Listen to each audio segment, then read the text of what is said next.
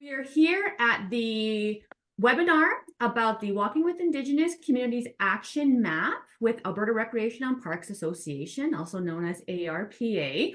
Just a note to everyone, the webinar is being recorded and that there will be an opportunity at the end to ask some questions. So take note of them. We'll ask them at the end. You can put them in the chat box as well. So just a note. So anything pops into your head, write those bad boys down. So let's start. My name is Janet Naclia. I'm the Director of People and Programs for Alberta Recreation and Parks Association. Of course, that is the name that my mother gave me. I also do want to acknowledge my Indigenous names because that is the proper protocol. And what we're here to do today is talk about protocol, Indigenous ways of being, and how that has actually paralleled with our action map. So, Nistawanago Amska Pitaki. My name is Southern Eagle Woman, and that name was given to me by John Chief Moon Sr., a legacy chief in the Kainai Nation. It's always important to also acknowledge where your names are from. Ania Maskiki Ki Huasqueo. I am also Medicine Eagle Woman, that name was given to me by Daryl Brass Sr. and Linda Brass of the Medewan Lodge. So I think it's really important, again, to acknowledge proper protocol so we could continue and begin in a good way. And on that note, I am going to ask Diane Meguinis, so Elder Diane, to come forward and do a blessing for us. So I do have some tobacco here, Diane, for you. Yeah. And before we start, I did want to acknowledge Diane with a little bit of her background.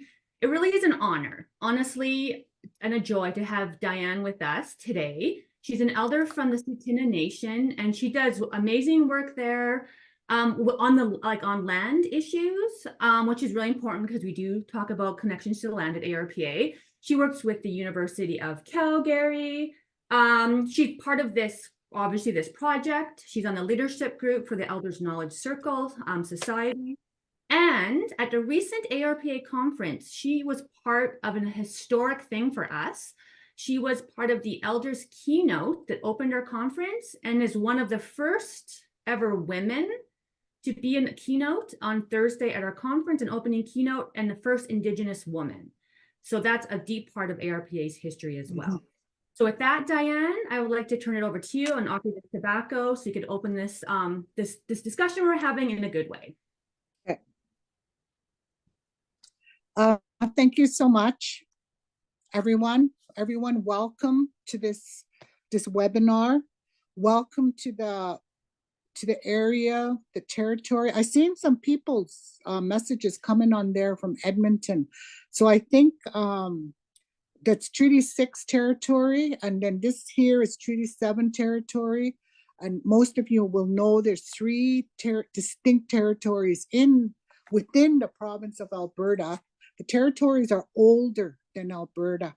And we always have to acknowledge that our people migrated back and forth in many different capacities, hunting, gathering, and doing exchanging information like medicine ways. And I just want to acknowledge that. I'm really grateful to be part of this gathering. And I'm going to say just a little opening prayer in Tsuut'ina, which is a Dene language. It's not Blackfoot, it's not Cree, it's not Stony, it's a Dene language, part of the great Dene,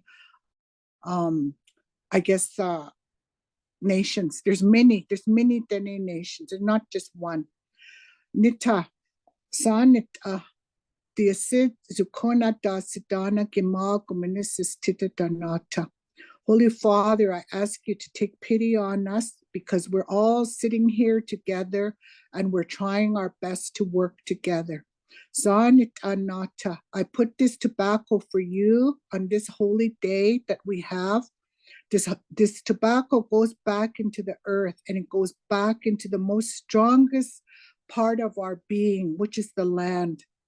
The strongest part that nourishes us, that keeps us safe, that takes care of us, and that has held us here since time began. I'd like to acknowledge all of the workers that are here, all of the beautiful dedication. Dedication is a hard thing to have. It's very right there with commitment. So I believe that we're going to be talking about some of these things today, and that I believe that everyone that's here is meant to be here. And I ask that we come here with open minds and open hearts, and so that information can go back and forth in a good way, because this technology that we have is good, like, because it links us together in a short while, even though we have some minor little glitches that we have to sort out. But overall, we do it in the best way that we can. I already lit the smudge earlier, and I'm really grateful that we're here together. And me, I always light my candle when we have these little ceremonies through Zoom, because it's the fire that brings us strength. And I like to welcome everyone here today. See you guys. Thank you, Janet. Yeah, and everyone. Thank you for that. That was so beautiful. And, you know, too, often, so when we talk about protocol, we talk about doing land acknowledgements. So I am here in what the Blackfoot would call Mohkinstsis, which is the Calgary area. Good to acknowledge place. But, you know, Diane, that opening was so beautiful. And it does remind me that when we acknowledge land, we're acknowledging our relative. And so obviously, Tsuut'ina acknowledged that as our relative, which is a traditional of which I'm in, and how as relatives we're coming together to learn from each other, but we also need to acknowledge the land our feet walk on, but acknowledge it as a friend and a relative that teaches us things all the time, like you teach us, Diane. So that blessing, and that's a land acknowledgement as well. So thank you. All right, so this is what's happening today. We're going to have 3 parts of this presentation. I did want to also introduce Maddison Drader, who is our newest program officer of education and allyship. She will be sharing with us as well today. And a shout out to Brianna Morin and Julie Venner, our comms team, who are in the background and who are helping us as well. So thank you to them to being, you might see them, hopefully not. You never know, depending on how things go. We are pretty fluid here. But really what we're going to be doing is a rundown. So a background on the action plan, the Walking with Indigenous Communities action plan itself. I'll be doing that part. We will then have a conversation. So Diane and myself will have a conversation about her role and her thoughts on the action plan, because I think it's really important to acknowledge different ways of being. And a conversation, if you've ever worked with an elder, that conversation piece is actually really key to sharing information and communication. So we're acknowledging and respecting that way in the oral way of communicating. And then Maddison is going to do a presentation on some tangible aspects of how the action plan has been put into being in the community through our work, because we're often asked for tangible examples of how we do this work. So we really want to acknowledge different ways of being and different learning styles and goals. So that's what we're doing today. All right, so I am going to share my screen and show you the action plan and then talk about it. So that way some people who are visual can look at the plan. I'll do that piece and then we'll go to the conversation. I'm going to share my screen right now. All right, so we can see the screen. Thumbs up if we can. Perfect. So this is our action plan. The way that the history of this is that it started back in 2015 when the TRC, the Truth and Reconciliation Commission of Canada, they did their work. They announced their calls for action. We had an executive director here at the time named Bill Wells, and he approached me. I was obviously here with the organization, and he said, you know, we need to do some work with these action items. I don't know what that is. Let's do something meaningful. And he said, go forth, Janet, and do this work. So that is, and one thing you'll see too often when you're working with elders or Indigenous communities, you need to tell the story, the background. So that's where this work happened. Now, the thing was, which is really interesting, is that we went off into the world and we did the work really well. So you'll see some examples of what we've done. We did a lot of experiential learning. We worked with elders, we partnered with community, but we didn't do the best job of recording all of our stuff in a thing, a policy, a plan, a framework, whatever. We did the work, we talked about the work, we shared, we educated about the work, but we never actually put it down into a policy. I just warn people working with elders, they often hate the word policy. So we actually even had to discuss that. Like, what is it? And that's why it's called an action plan. And we'll talk about that in a bit. So last year, we got a grant from the government of Alberta called the Safe and Welcoming Grant that gave us money to work on a plan, a strategy to actually make this document happen. And part of that was consulting with you, the members. We consulted with the board. We talked to the staff. We talked to elders. We formed an elder group of which Diane is part of.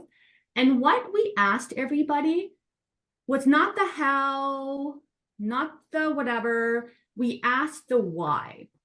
Why is that ARPA and us, if we're looking at it as a sector, need to do reconciliation-based work?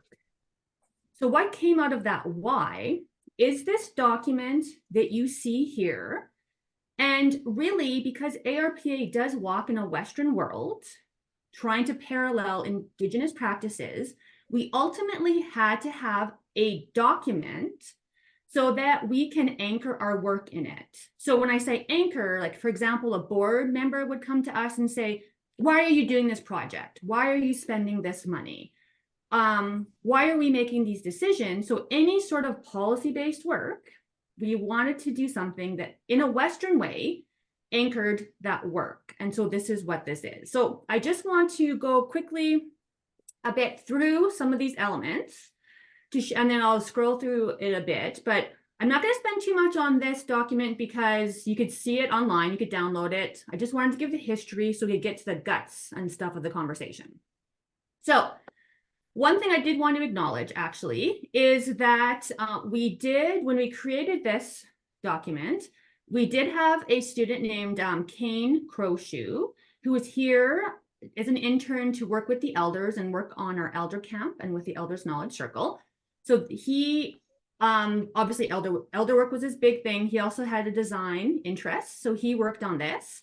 And I acknowledge Brianna at the beginning. Brianna, when she was the former Education and Reconciliation Officer, who's now in communications, she had put together an amazing set of resources, like how to smudge in recreation environments, how to engage with Indigenous communities. So it had an aesthetic that she worked really hard at looking at it in terms from an Indigenous perspective. So I know Brianna said she looked at powwow, for example, earthy colors, certain things that spoke to her from the culture, and that was reflected in terms of the aesthetic. So I think it's really important when we look at this. This was done with that kind of Indigenous perspective, because the whole point of all this work is to highlight Indigenous stories and different ways of looking at things. So they went forward, and I think it's always important to do that. And so when we created this document, I don't know if you can see my pointer, but the document itself is in a circle. So we have 10 calls to action in an Indigenous way. We have 10 vows. So 10 vows that we are making as an organization to the community. We did this in a pipe ceremony, and I'll show you a picture in a second about that. So it's in a circular model because not one of these is more important than the other. So we didn't want a checklist where people just kind of check things off, check, knowing that this is fluid and that it's constantly evolving. We'll make mistakes, we'll come back, we'll go forward. So this is why the model itself is in that circular pattern. And an interesting thing, so when we brought this model to the elders, we had like a sun in the center here, because often the sun is used as an image. And the elders themselves said, hey, like the sun, in many, not all, but in many cultures, there is a duality where there's both feminine, because often the sun can represent male perspective, and then the moon can represent female perspective. Mm-hmm. And then obviously those who are two-spirited slide between either, depending on their choice. And so it was important for us then taking that response, knowing the duality of things, we incorporated that into our model as well to respect different perspectives. So these are the kind of things that the elders themselves spoke to us about. And so I will just read them out for those to respect those who might have like pain challenges, because it is important. And then I'm going to scroll through some of these other parts. But so these are the 10 themes or 10 vows that ARPA has made to the community. So 1, grow transparency and accountability. Highlight treaty responsibilities between Indigenous and non-Indigenous peoples. Model reconciliation in action. Challenge power, constructs, privilege, and racism. Educate ARPA members and protect knowledge sharing. And that knowledge sharing piece was something that the elders came back to, and they said, it's great to educate people, but you need to protect knowledge systems, including those of the elders and our partners. We obviously build healthy communities. That's always been, especially through our ChooseWell program. Connect people and land through parks. And interesting enough, for those parks people who are on this call, the elders flagged that as one of the first things that ARPA should address due to challenges connecting to the land, as we talked at the beginning, and the importance of that in culture. Making relatives in a good way, like we should with each other in the land. Diane mentioned that in her blessing, so thank you, Diane. Respond to the TRC calls to action. Respect natural law by paralleling the oral knowledge system, which we're doing by opening with a blessing and having a conversation. And all of these things are these parallels that we talk about. And then again, we mentioned growing transparency. So for those who are using this document, or who are looking at this document, I should say we're using this document, these 10 vows are what's going to shape or has shaped and will continue to shape ARPA's work as we can move forward. So I'm just going to scroll and you'll see, so as you go through the document, you'll see that then what happens with each vow, we have added a explainer and some examples. And I just want to go, and so as Brianna Kane has moved on, he's actually doing his degree in computer science, which is interesting, but Brianna will laugh, and the comms team is, I was obsessed with beavers because they're amazing, and plus they are sacred animals, so you'll see the occasional beaver in our thing because Janet loves beavers. So I just want to pause to look at one of the sections, just explain how they broke out. So for example, model reconciliation and action. So ARPA models reconciliation by actively paralleling Indigenous cultural practices and honoring diverse perspectives in its administrative process of procedures, programs, and events like today. Our goal is to set an example for broader recreation and park sector-based reconciliation efforts. And so what we'll have in each section, you'll then, as you scroll through this, we have given tangible examples. We do hear you. We hear many people kind of want like a 10-step model on how to do this work. We'll talk a bit about that. It's impossible to actually provide that. However, we do have some examples of how we do each of this work. So maybe it's something that you can at least look at in terms of how you could approach it in your own municipality. So, as I mentioned, in this section, creating our Embracing Smudge and Recreation Spaces Toolkit, which I mentioned Brianna created, and that's part of our resource package for reconciliation. You'll hear Maddison in a few seconds talking about how they, through the Community's ChooseWell program, has highlighted Indigenous voices, like their symposium that's coming up in March. Put that on your calendar if you don't know about it already. And then hiring Indigenous-led consulting groups like Mohegan Tales to do their work, help us with our work. And so I think those are just examples, and I'm going to actually talk about Mohegan Tales now. But if you go through this document as a resource, you'll see things that we have done in each of these 10 places so far, knowing that it never ends. The work is fluid, it's ongoing, and it's constantly evolving, improving when we can. And then, sometimes 2 steps back, 1 step forward. That's just part of the journey. So I just wanted to share this, and I'm going to go to this page. So you'll see, oh, sorry, there's my beaver friend again. Note, Janet loves those beavers. And then you'll see each section has, again, what we've done, how we've responded to things. And I then wanted to stop at this page. So when you engage with elders or you go to ceremony or you go to events, you'll often hear people tell a story about, and storytelling is a huge part of this process, about how they might have gained a right to a ceremony, how they gained the right to a pipe, who gave them their name, why they're able to drum, like those kind of things. So I always pause and I acknowledge Mohegan Tales, because Sharon and Adrian Goulet, back in 2015, when I mentioned our ED at the time, Bill Wells, said, hey, we need to do something significant. We got a grant from Calgary Foundation and we did a scan. So we hired Adrian and Sharon to do some research for us on how ARPA can do this work better. So that was in 2015. They got together, they gave us some recommendations, and that has formed, those recommendations has formed the nexus of what ARPA has done to this day. And the interesting thing is that Adrian is now an active partner with us in our elders camp. We hired Adrian and Sharon back to do work with the Elders Knowledge Circle. And so they started that journey with us, but it didn't end there, because we've adopted them into the family, into the ARPA family, and we continue to walk together to do this work in a good way.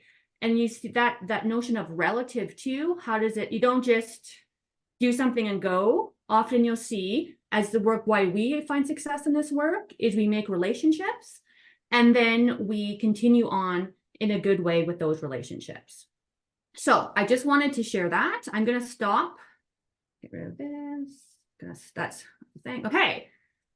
So with that, I now wanted to, so that's just the background. And, I'm always excited to hear from Diane. So I wanted to give some time for conversation with Diane about the process that she's had with this action map, and the importance of some of the work that has been done. So Diane, can you start maybe by saying, what was your goal with this work and with ARPA? I think, thank you, Janet. Thank you so much. I just want to say that, like, there's a really important word that Janet keeps using, and it's like something that's moving, and she's saying that it's like fluid. I think she keeps saying that word. So in another translation is that there's movement taking place, and it's not the work that's being done. It's kind of not pillared into the ground, so to speak. It's moving, because we're human beings, and that's what we do. We move. And so in order to put that work into like a tangible piece of document that could be seen or could be read, that's kind of like the transfer. That's the best transfer that could happen, because in the olden days, the people, like when there were people like Indigenous people, that like my knowledge, I'm not sure they had only certain people that helped them. They were called visionaries, and they were called, there's holy people that had these gifts that could tell the future. That was our means of planning. But after the event happened, some of these actions were taken down and actually drawn, like say onto usually onto a buffalo robe. Not always, but mostly they're drawn onto a buffalo robe, and it's the documented history of what happened. So here, what we're doing is we're kind of doing that, like kind of like forward. We're playing it forward, so to speak, but we're kind of also moving along the lines of the calls to action. And I think it's real that really needs to be kind of like the highlight of this whole conversation, because it's kind of like it gives purpose. What the calls to action does is it gives organizations purpose as to why they're doing something, because that's what the organization leans on and says, well, it says right here, and this is what we're trying to do. that's the written part that we always have to be aware of. And all of the full organizations of, like, whether it's government, whether it's private practice or corporations, they're kind of like subject to these calls to action. Some places are doing implementation, like this organization, they're doing implementation, but some are not. And so the most critical part that's kind of like absent is sometimes we don't want to talk about the background history of the calls to action. And that's what makes it a little bit difficult, because it's a tough deal. Some of our elders, I think that, so why am I doing this? Because I have compassion and I have passion. Those are English words, and it means that in my spirit has been moved because of the ceremonies that we do, that the elders do. Like when we're in person, there's ceremonies that take place, and those are mostly they're healing. Mostly they're for healing, because mostly I would say 80% of the elders who work on this kind of work have gone through the systems of residential school. Some have gone to day school. And me, myself, I went to Catholic school in the city of Calgary. And I thought I was the only one, but actually there's quite a few that are around my age that went straight into Catholic school with all non-Indigenous people. And you're being the only one or two of you in the classroom, which in my mind is an absolute force of assimilation. Not to say that the residential schools were not, because those were too, but the difference being that in the residential setting, all the children were of that community. There was no non-Indigenous children there. So there's lots of dynamics. These are dynamics that people need to, I don't know, how do you draw that onto an action plan? This is background information, and these are the reasons why. This is the motivation I have to do work that I do with the organizations that Janet mentioned, and to be committed. Well, I have a brother that's a little bit younger than me, and sometimes, like, I get a little bit. Sometimes I don't want to go somewhere, I don't want to do something, and then he tells me, just go and do it while you can. And I understand what that means. It's like, because I can get up, I can walk, I can drive, I can talk, I can see, I have all these blessings. I can pray. Do it while we can, because some of our old people that we're losing, like that those are the ones that they don't come to these things. They're at their homes. You don't see them in a public. And they just speak their language from where they come from. But so if I want to go see them, I have to go to them, to where they live, and ask them questions. Or and usually they're going to tell me a story. And I have to go there with tobacco, with a gift. And usually in this modern day life that we have, the usual commodity is money. In the past, the commodity was rations, food. But today, things change. So I know a lot of organizations have trouble with that. And usually it's part of the, how do you say it? It's an exchange for information.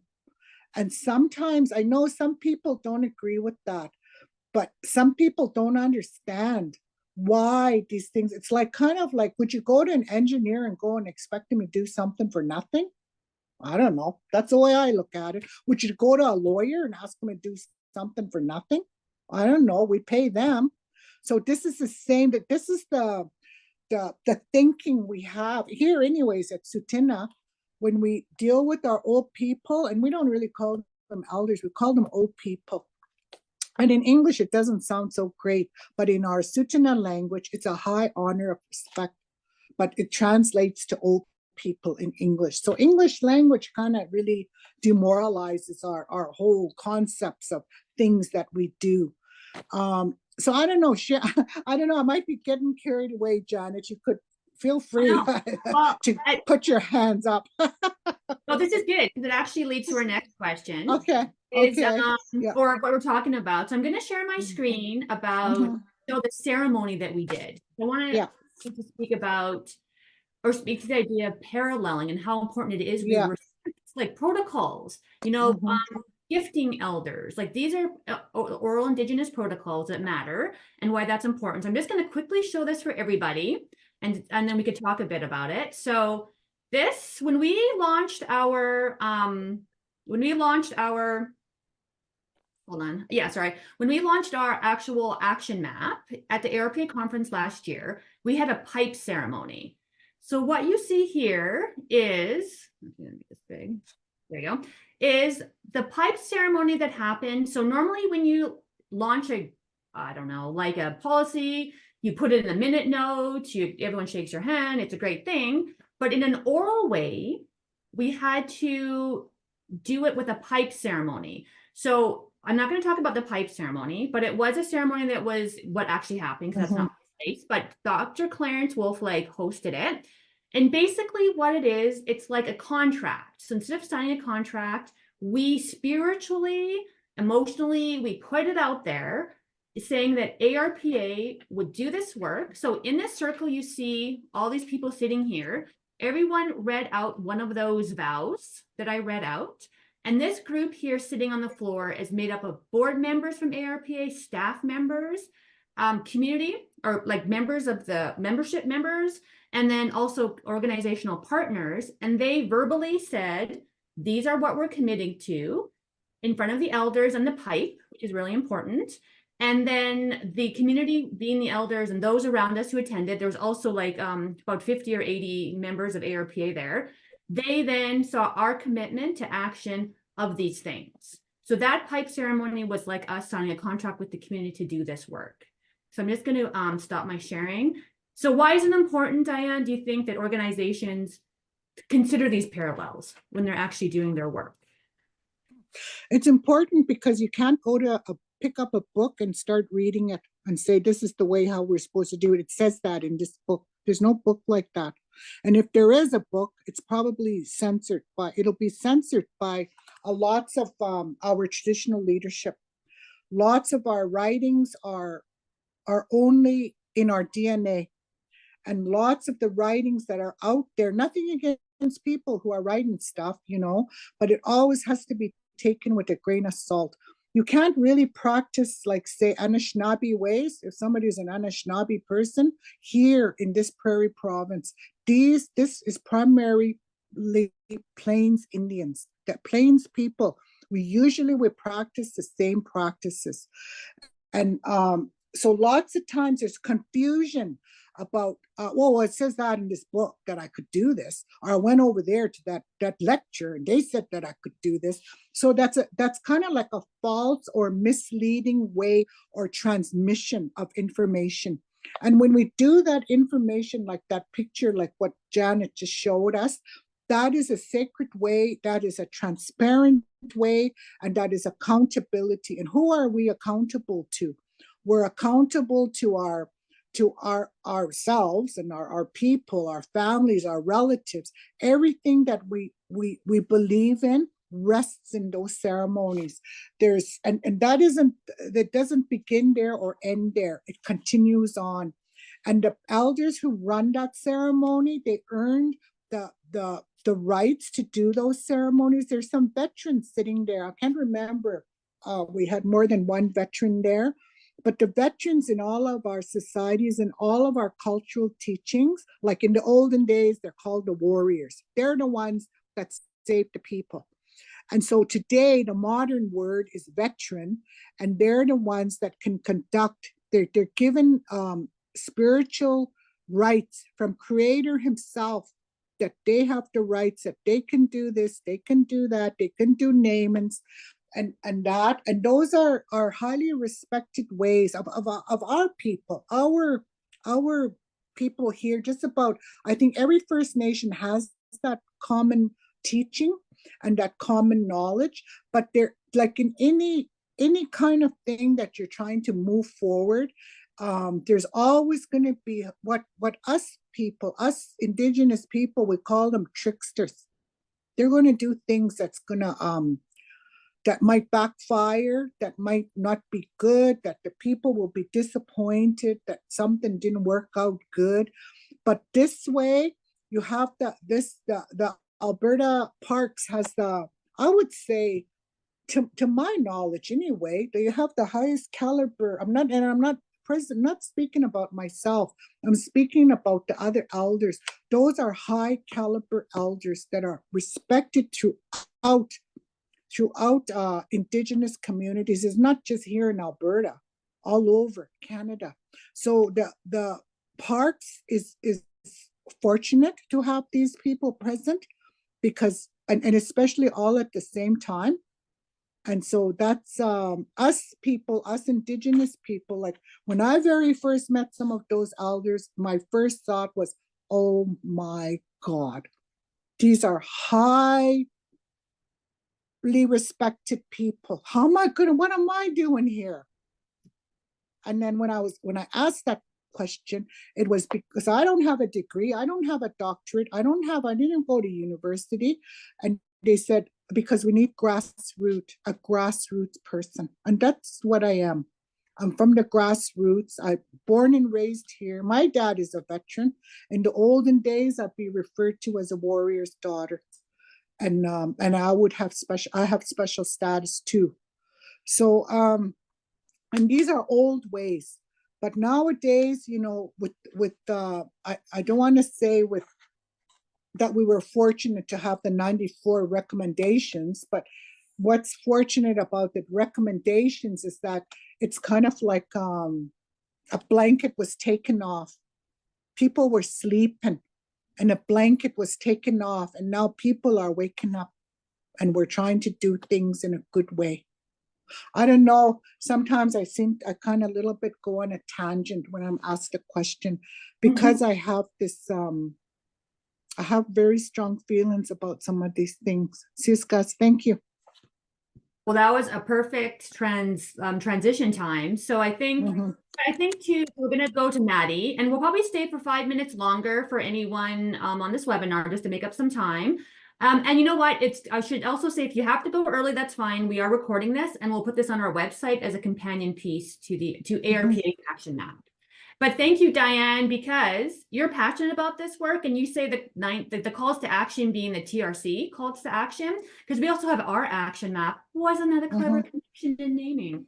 But I think it's important that we actually do the work, and part of what we're hearing is that people are looking at it, they're looking at stuff, but they're not doing the actual work. So I will turn this over to Maddie, and Maddie, you can talk about what has ARPA doing, so people can see some tangible ideas of things that are happening within our organization, and maybe things they could use as examples.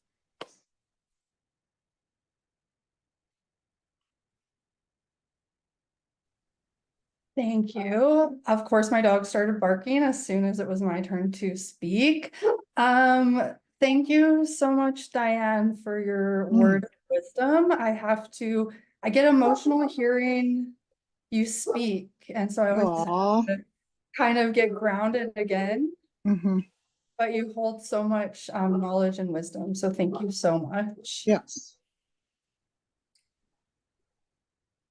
Just close my door.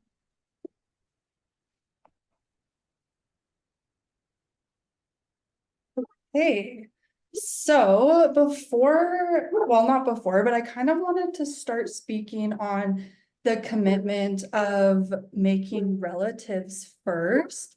And you know what's funny is, as my dog is barking, I just realized that I actually wanted to introduce myself quickly, since we're on the topic of paralleling. Can you hear my dog barking, or is that just me? Okay, that's great. Okay, so while we're on the topic of paralleling and working with Indigenous communities in Indigenous ways, I wanted to recognize who I am and where I'm from as well. So I am a proud member of the Métis Nation of Alberta, and I do have historic ties to Red River and family ties way up in Treaty 8 territory. And then today as well, I'm calling from Meguinis and also District 5 of the Métis Nation of Alberta, as they've recently transitioned into districts. Okay, so I wanted to start with the commitment of making relatives in a good way, as I just think, like Janet and Diane have both already mentioned, that it's such a foundational commitment to start with. And for ChooseWell, I find that all of the work that we've been able to do has really come from making relations in a good way. And so it's really foundational for the work that we do. You know, although like Janet said, all of the commitments are a continuation and it's not a linear progression. I did still want to start with the making relatives in a good way commitment. And just also I wanted to share these two pictures because they're adorable. Like, look at Elder Edmay Comstock there. If anyone knows her, she's so easy to make relationships with. She just, like, much like Elder Diane here, she makes you feel welcome and just is somebody that right away, if anyone's ever met her, you can begin building that really authentic, genuine relationship. And then the other picture on the other side is Adrienne Goulet, Brianna, and myself. And I also love this picture because it was just like an authentic relation we built one day. Adrienne was like, hey, you want to go for this walk? And me and Brianna were like, sure. We went for this walk, and honestly, we made like an everlasting memory with this picture. So these are kind of just two important pictures I wanted to showcase with making relations just in that authentic way. And again, I just wanted an excuse to share them because they're so great. Okay, so the other commitment that I wanted to speak on that ChooseWell has actioned is connecting people to the land through parks. Like Janet had said, this was a really important commitment brought up by the elders right away. So we wanted to speak on what ChooseWell's done in that aspect. So this was done through ChooseWell sponsoring the Blackfoot Tea Dance ceremony at the 2022 ARPA conference. It's really important to note that the Blackfoot Tea Dance was hosted by Blackfoot elders, Dr. Reg and Rose Crochew, and Carly Crochew. Carly Crochew was also the ceremonialist for this event. For those who don't know, it's important to kind of build some context here, is that a Blackfoot Tea Dance is also an immersive ceremony that essentially operates like a town hall. So Janet's talking about how like the pipe ceremony is paralleling that to Western ways, is like a signature. Well, the tea dance is kind of like a town hall in that a question is posed to the community at the tea dance, or an announcement is made. And then this announcement is validated by song and a group around dance. So the reason that this commitment, connecting people to the land through parks, was followed through at the tea dance is that we actually asked the question of how can parks advance reconciliation? So the whole focus of the ceremony was really rooted in that parks piece and kind of understanding of how we can use parks to advance reconciliation. So that was the question that was posed to the group and then validated through the song and the round dance. Some fun facts about the tea dance is that it opened the 2022 ARPA conference and it had 300 participants. It was one of the largest Blackfoot tea dances hosted by the Crochew family in modern times. You can also look at this example as falling into like many of the other commitments in the action map. So you'll find this throughout, that a lot of the examples can fit into the other commitments. So this one I find also fits into the modeling reconciliation and in action. Because you can think ARPA is hosting this big event while also honoring traditional ways and paralleling how we come to talk about these important conversations, right? So something that would typically be brought up in that town hall format or in that breakout session, you know, we all go into rooms and sit in chairs, instead was paralleled with this really once in a lifetime opportunity, to be quite honest, of this tea dance. Okay, the next commitment is educating ARPA members and protecting knowledge sharing. So at ARPA, we're committed to using events and educational opportunities to share our own reconciliation journey, as well as how resources on how others can advance theirs. And so ChooseWell's example of doing this is through Indigenous-led sessions at the 2023 ChooseWell Healthy Communities Symposium. So you can see the pictures there. One is a traditional game session. I'm pretty sure there wasn't one blank face during that session. Everyone was all smiles. It was so much fun. And then the other picture is the grandmother's circle. And you can see Diane there, as well as Elder Ed May Comstock, as well as many other elders as well in that picture. Right, so looking again at ChooseWell and how we educated ChooseWell champions at the symposium. Well, we had our first ever in-person grandmother's circle. So that's what that picture was there. And we had the privilege of having Treaty 7 elders come together and discuss a woman's perspective on connecting to the land. So again, we're lucky to have Diane there, as well as many other Treaty 7 elders. We also had the Blackfoot Traditional Games in collaboration with Siksika and SN7 and Jason Plain Eagle. Like I said, highlight event of symposium. Everybody was very happy coming from that session. We were able to invite longtime ChooseWell champion Casey Yellowbird to speak on food sovereignty from an Indigenous lens.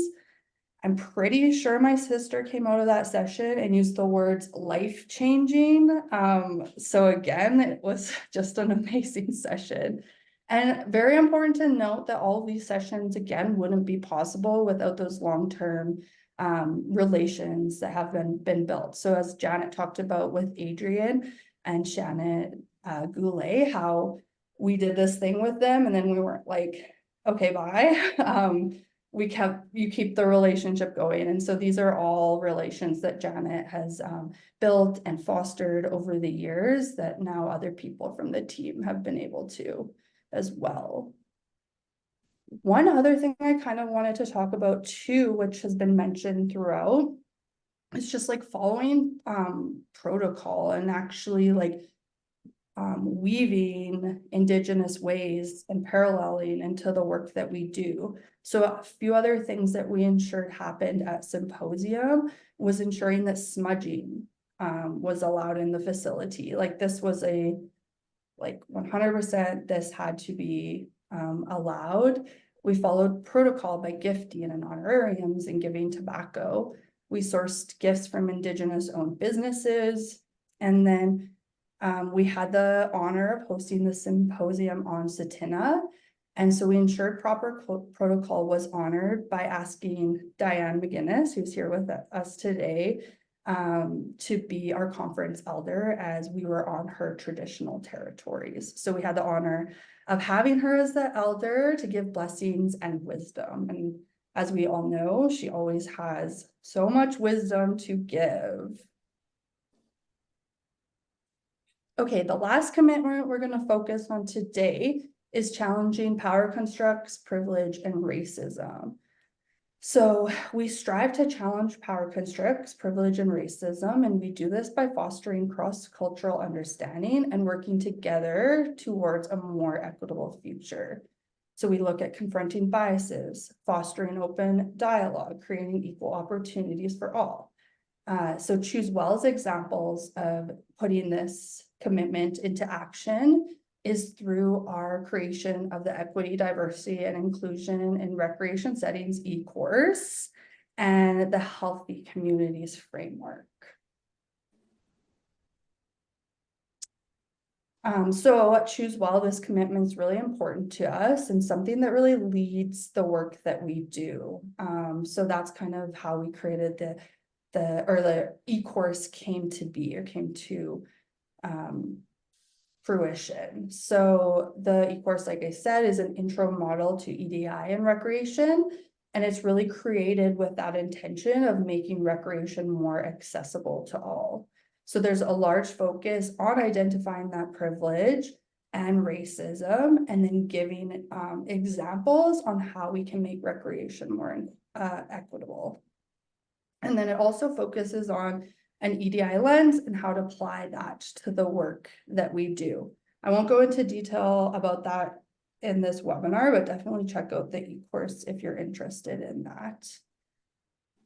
And then the other example from ChooseWell is creating the Healthy Communities Framework. And again, we just wanted equity, diversity, and inclusion to be weaved through all of the work that we did. We didn't want it to just be a one-off or one part of the framework. So it really was intentionally weaved throughout.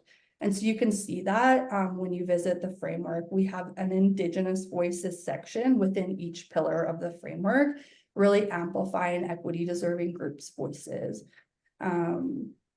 As well as accessibility and inclusion is really taken into account to challenge that privilege and racism and power construct piece. Again, visit the framework if you want to learn more. So these are just a few of ChooseWell specific examples of how we've honored the commitments, or how we've actioned the commitments over the last few years. Again, check out the action map that Janet has shown us, and the reason we're all here today, because it's going to give you a few more concrete examples as well. But like Janet said, it's not a linear approach. It's really, it's working with Indigenous communities and working together to come to that, which brings me to my last point of start by making relatives and relations in a good way and work alongside Indigenous communities, and then see where that work will take you. So check out our website. I have right there our Indigenous Walking with Indigenous Communities website, and then connect with us. So there's my email there, and there's Janet's email there as well. And maybe we can pop them in the chat box if anyone wants to connect with us as well. And that's all I have for today. That's great. Good work. Yay. Okay, so we do have a few minutes for questions. If anyone has a question, pop it into the chat box. One question did come in earlier, and I think it actually just perfectly transitions off of what you were saying, Maddie. So I'm going to throw this out to Diane. The question we often get is, how do I start? I'm overwhelmed. I don't want to offend everyone. Oh God, I'm terrified. How do I start this? So I'm going to turn that over to you. And maybe with the funding, that might be a good thing to finish with, unless something else comes in. Where do people start, Diane? I would say the best place to start is to go to events where there's a First Nation event. I would say, like, say if Parks and Recreation is hosting any kind of event that involves maybe elders participating, then maybe attend there where you feel comfortable, like through the workplace. If not, in your communities where you come from, there might be events that are being hosted there, like powwows, round dances. Those are social events. Anybody can go to those. Anybody can participate in those, or you can be a spectator. And just, it's not, I mean, it's like, try not to be afraid to ask questions. It's okay to ask a question. And I don't think, there's no such thing as a stupid question. Just ask a question. And sometimes, like, people too can, there's really lots of literature. Go on the internet, that's what you're interested in, watch APTN, the TV shows that come on there. Just really lots of information on there. There's news on APTN. I mean, to me, there's no reason why people should not know what's happening in First Nation communities. I don't know. That's just me. And I think that when people say that they don't know or what should we do, I think that means maybe because, I don't know, if you're 20, 30, 40 years old, you still don't know. I kind of find that a little bit sad. But yeah, there's always room for growth. There's always room for improvement. One of my other brothers, when I ever ask him that, he always tells me that there's always room for improvement. And even for myself, I think that too. Thank you. Yeah, and I would say that educate yourself too. And if anyone hears anything, it has been to any of the things that I've, like my webinars or things I said, it's not on the Indigenous people or the Black people or Hispanic people or gay and lesbian community, like the LGBTQ, two-spirited community. It's not on them to educate you. Yeah, it's about us going out and educating ourselves, because the impetus on them makes them exhausted, makes us all exhausted. And so you need to go and do Maddison, the e-course she mentioned, go to online and watch our other videos we have, read the TRC's call to action, do that work, educate yourself. And then, yes, oh my goodness, I'm sure in the community, people are like, oh, there's Janet again. Is she creepy? She comes to everything. I'm not creepy. I'm at powwows. I go to elder talks. I'm like, I ask how I can help. You know, I think it's that part of that thing where if you're showing the initiative and the commitment to do these things, that people then will start to trust you, because it is about trust. If you talk about a fundamental basis of a relationship, it's about trust. So I think everything you need to do is you know, ask yourself, is this making me a trustworthy relative? Really key. So perfect with that. Is there anything else you want to add, Maddison? Because I think we are touching. Well, I would say, like, Diane, you talked about do it while you can, or like just and like that, yeah, that just hit really close to home for me. And is basically what you both just said, is like you have to take one small step forward, right? So starting with your own reconciliation journey, and might be that, right? Do it while you can, just get started. And yeah, educating yourself. I found when I began to educate myself, I felt more empowered to step out and actually do the work. So yeah. Thank you, Diane, for your words today. Thanks, Diane and Maddie. That was amazing. And I want to just read out one comment from somebody. There's all sorts of thank yous in the chat box, but this is a great one. So as a very long-term member of ARPA, this webinar has made me feel like an infant. I am stunned at the wisdom of what was shared today and what I did not appreciate in my own journey. Thanks for this opportunity to grow. And the reality is, like you said, Diane, you're growing. We're all like, there's no shame in growth. And I think I'll take it every day that I'm not learning something new. I think it's an unsuccessful thing. I really appreciate that. And I really also wanted, so great. There's the accolades in the chat box. So thank you for both of you. I will be seeing you, Diane. Meet Maddie and I will join you one day for lunch and a gift. We have Diane's back ready. Because that is protocol, right? So we gift as well. And just wanted to thank both of you. So Diane, for your amazing wisdom. Every time we have something with you, I'm excited the day before. Exciting.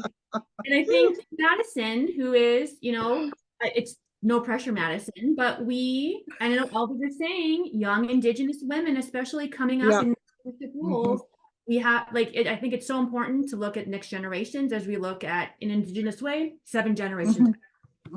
So, you know, good job, Maddie. Good job, Diane. Thank you, Brianna and Julie in the background for the amazing work. So thank you. We're done. Thank you so much, everyone.